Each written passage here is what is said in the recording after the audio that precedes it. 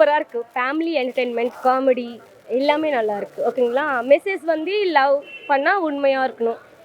Actually comedy எல்லாமே நல்லாயிருக்கு. Music செம்ம, பேக்ரவுண்ட் மியூசிக் சூப்பர். மொட்டை ராஜேந்திரது கிளைமேக்ஸ் காமெடி நல்லாயிருக்கு சார். ஃபேமிலியாக பார்க்கலாம். ஓகேங்களா? சின்ன பசங்களுக்கு ரொம்ப ரொம்ப பிடிக்கும். ஓகேங்களா? ஒரு காமெடியாக இருக்குது. கிளைமேக்ஸ் தானடி, கிளைமேக்ஸ் தான் சார்.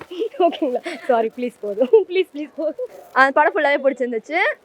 நல்லா அந்த சின்ன அந்த ஊர்லேருந்து வருவாங்க பார்த்தீங்களா, அந்த சீன் ரொம்ப பிடிச்சிருக்கு.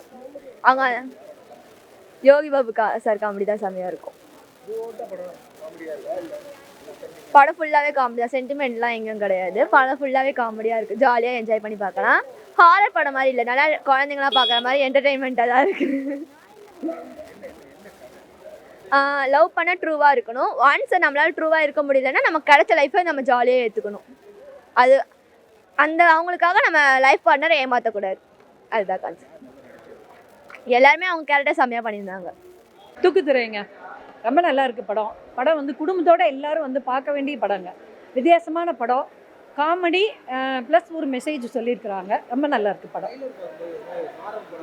ஆமாம், ஆர்ஆர் படம் மாதிரி தான் இருக்கும். யோகி பாபு சார் பேயாக தான் பண்ணியிருக்காரு, ஆனாலும் வித்தியாசமாக பண்ணியிருக்கிறாரு. நல்ல ரோல் இது. இதுவரையும் பார்க்காத ஒரு யோகி பாபு சாருக்கு ஒரு நல்ல கேரக்டர், ரொம்ப அருமையாக பண்ணியிருக்கிறாரு.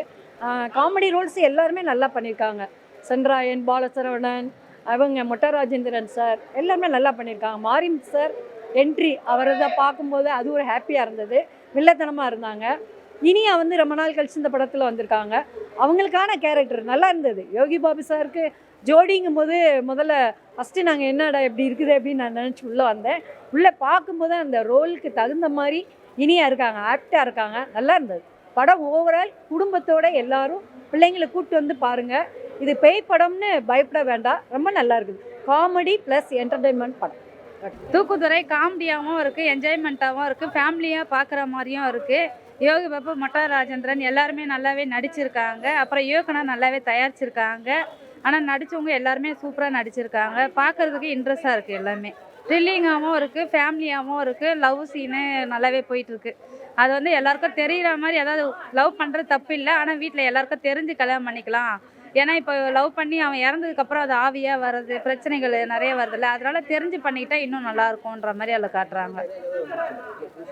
புதுசாக என்ன பண்ணலாம், அதான் கிணறை பற்றி பேய் மாதிரி காட்டிகிட்டு இருக்காங்க. அது மொட்டை ராஜேந்திரன் அது உள்ளே இறங்கிட்டு இது பண்ண. அப்போ கிரீடம் கொஞ்சம் த்ரில்லிங்காக போயிட்டுருக்கு. கிரீடத்தினால கொஞ்சம் நல்லாயிருக்கு.